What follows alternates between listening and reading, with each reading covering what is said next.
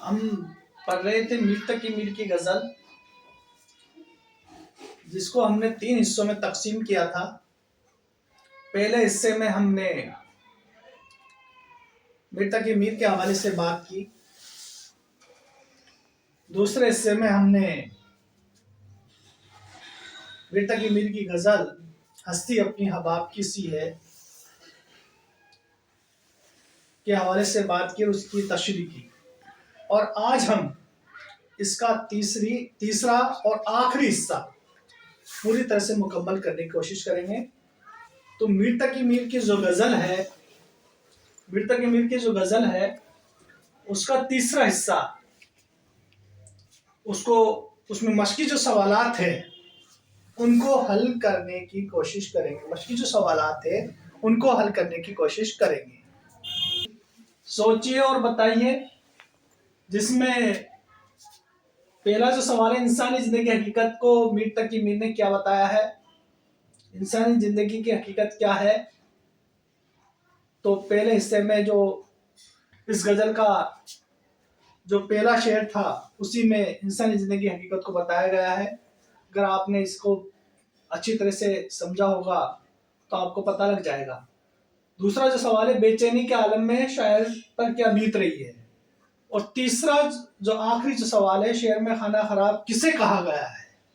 शेर में खाना खराब किसे कहा गया है? तो आज देखिए हम इन सवालों को हल करने की कोशिश करते हैं। पहला सवाल शुरू करते हैं। पहले सवाल को हल करने की कोशिश करते हैं। पहला सवाल देखिए, इंसानी जिंदगी की हकीकत क्या है? तो इसका जवाब इस तरह से होगा। जवाब देखिए, खुदा ने दुनिया और उसकी तमाम मखलूक को आरजी जिंदगी अता की है। एक रोज सब खत्म हो जाएगा।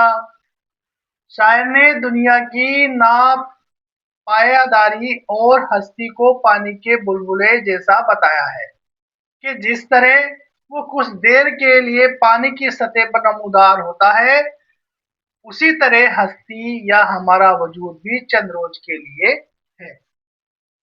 हमारा जो वजूद है वो भी क्या है? चंद रोज के लिए है।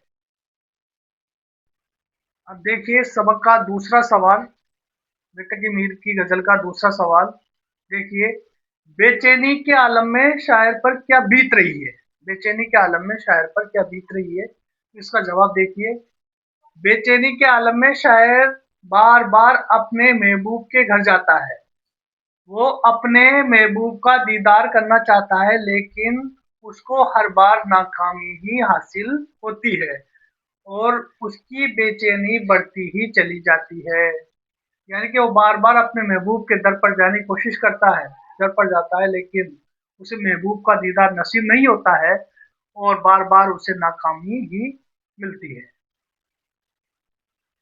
हाँ, अब इसका तीसरा सवाल देखिए, शेर में खाना खराब के किसे कहा गया है?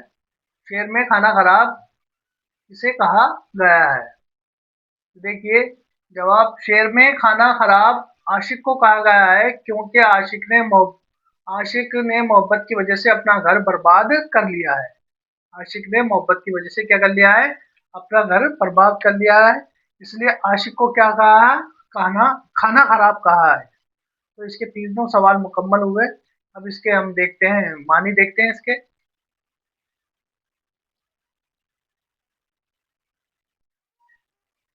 मानी देखते हैं इसके। पहला मानी देखिए, हस्ती। हस्ती का मानी है वजूद। क्या है? वजूद। दूसरा मान देखिए, नाजुकी। नाजुकी का मानी होता है नजाकत। तीसरा मानी देखिए, हबाब। हबाब के मानी होता है बुलबुला। इसको हिबाब भी बोलते हैं, हुबाब भी बोलते हैं, सॉरी हुबाब भी बोलते हैं। नुमाइश। नुमाइश का मतलब होता है दिखावा। मुराद अ, यानी कि दिखावा करना, दुनिया के मानी होता है इसका। इस तरह के मानी होता है बेचैनी। अगला मानी देखिए, खाना खराब। खाना है खराब, जिसका घर बर्बाद हो गया हो, मुराद आशिक। अगला मानी देखिए, नीमबाज, यानी नीमबाज के मानी होते हैं अधखुली, यानी नशे वाली हालत में, अधखुली आंखें। तो ये यहाँ पर हमारे मानी जो है वो मुकम्मल होते हैं। अगला पार्ट देखिए, इसमें कुछ खास बातें जो इस गजल में आई है, जो गौर करने लायक है, वो इस तरह से है। गजल का आखिरी शेर जिसमें शायर अपना तकल्लुस इस्तेमाल करता है, उसे क्या कहते हैं? मक्ता कहते हैं। आखिरी शेर, मीरी नीमबाज आंखों में सारी मस्ती शराब की सी है। आखिरी शेर, कोई सी भी गजल का आखिरी शेर जिसमें शायर अपना तकल्लुस इस्तेमाल करता हो, वो क्या कहलाता है? मक्ता कहलाता है। अगला देखिए, तेज धूप में रेगिस्तान को देखे तो कुछ दूरी पर पानी चमकता हुआ नजर आता है। ये दरअसल रेत ही होती है, पानी होने का सिर्फ दिखावा, धोखा होता है। पानी होने का क्या होता है? सिर्फ धोखा होता है। उसको सैराब कहते हैं, उसको क्या कहते हैं? सैराब कहते हैं। इसकी वजह से सैराब के एक मानी है धोखा है। सैराब के मानी क्या है? धोखा। शराब भी बोलते हैं इसको, लेकिन असल मानी इसके सैराब है। गजल के दूसरे शेर में होठों को गुलाब की पंखुड़ी जैसा बताया गया है, उसको तस्बीह कहते हैं। किसी एक चीज को दूसरी चीज से उसके बराबर समझना, मसबा समझना है, उसके उसके एक चीज से दूसरी चीज की तुलना करना क्या कहलाता है? तस्बीह कहलाता है। यानी कि यहाँ पर गुलाब के पंखड़ियों को महबूब के होठों के बराबर बताया है, उसे तस्बीह दी गई है, यानी कि उसके जैसा बताया है, उसे तस्बीह कहते हैं। तो ये गौर करने वाली बातें हुई। अगला देखिए,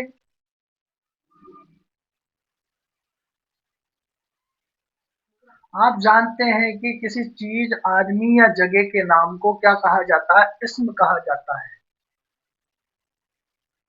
इसमें किन किन इस्मों का इस्तेमाल हुआ है देखिए, हस्ती, हबाब, नुमाइश, शराब, लब, पंखुड़ी, गुलाब, दर, खाना खराब, मीर, आंखें और शराब, ये सब क्या है? इस्म है।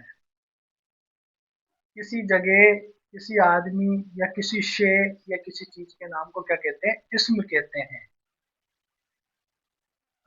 मीर की मीर के कुछ दूसरी जो गजल है, उनके अशारों को बताना है। इसमें देखिए, आप समात फरमाइए और देखिए मीर की दूसरी गजल के अशार, उनको समात फरमाइए। फकीराना आए सदा कर चले, मियाँ खुश रहो हम दुआ कर चले। फकीराना आए सदा कर चले, मियाँ खुश रहो। जो तुझ बिन न जीने को कहते थे हम, सो उस अहद को अब वफा कर चले।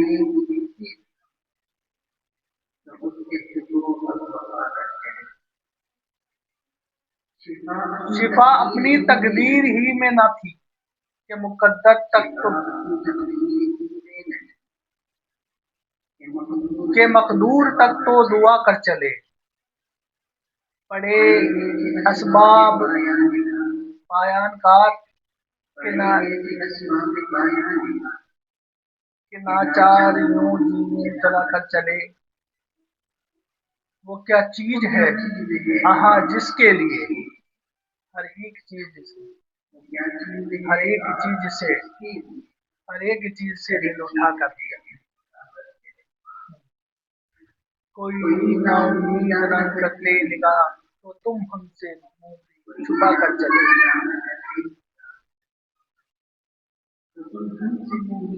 छुपा कर चले। बहुत आरज़ू थी कि गली तेरी, सो यूं से लहू में नहा कर चले।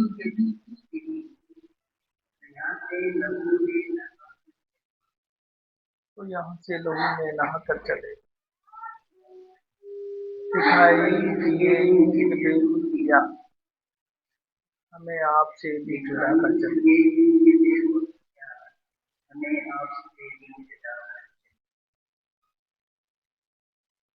जिसे सजदा करते ही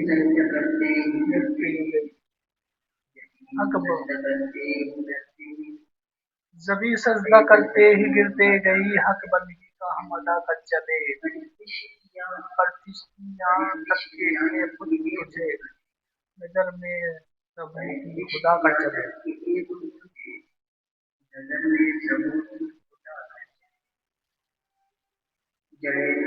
जड़े फूल जिस रंग में गुलबन से चमन में जहाँ के हम आकर चले। चले देखा गम दोस्ता शुक्र है।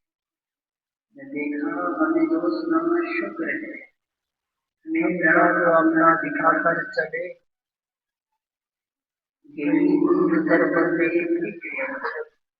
तो इस फन को ऐसा बढ़ा कर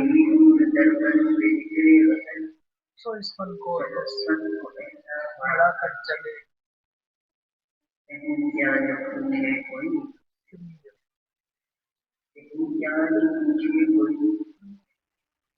ये मक्ते का शेर है।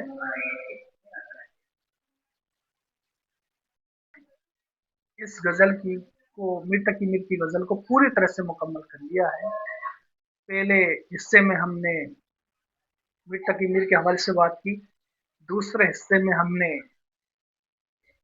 गजल की बुलंद ख्वानी और इसकी तशरीह की, और तीसरे हिस्से में हमने इसके मश्की सवाल को हल करने की कोशिश की। आज मीर तकी मीर की जो गजल है, हस्ती अपनी हुबाब की सी है, पूरी तरह से मुकम्मल हो चुकी है।